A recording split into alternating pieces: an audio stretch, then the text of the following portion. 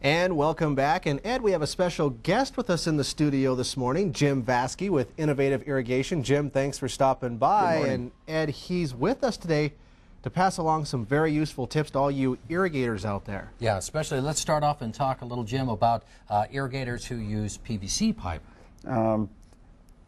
PVC pipe is going to go up, and I know they hear that every year, but did talk to my supplier is Taipei, Taiwan, the largest PVC manufacturer in the world. It has produced between 60 and 70% of the PVC.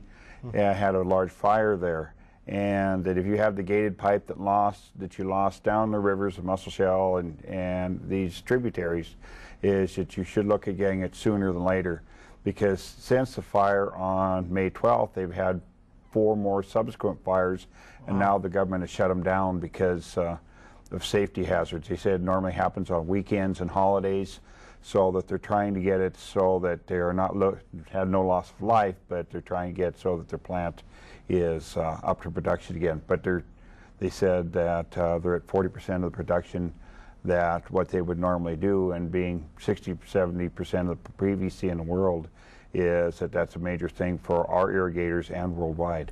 Now, you're also telling us before we started the program that fall is also a great time to get all those irrigation pieces of equipment ready for next spring with a little bit of fall maintenance. Yes, is that for the people with the center pivots or even pumps, is make sure that you drain your pumps, and center pivots is that cold water on the black gearboxes.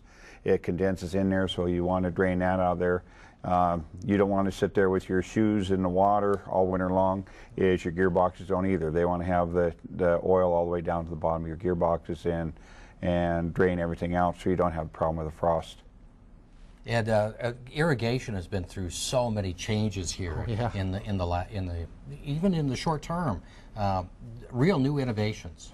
Is that center pivot linear irrigation is that with the oil boom is we don't have the amount of labor that we had before, and we're trying to get by with less.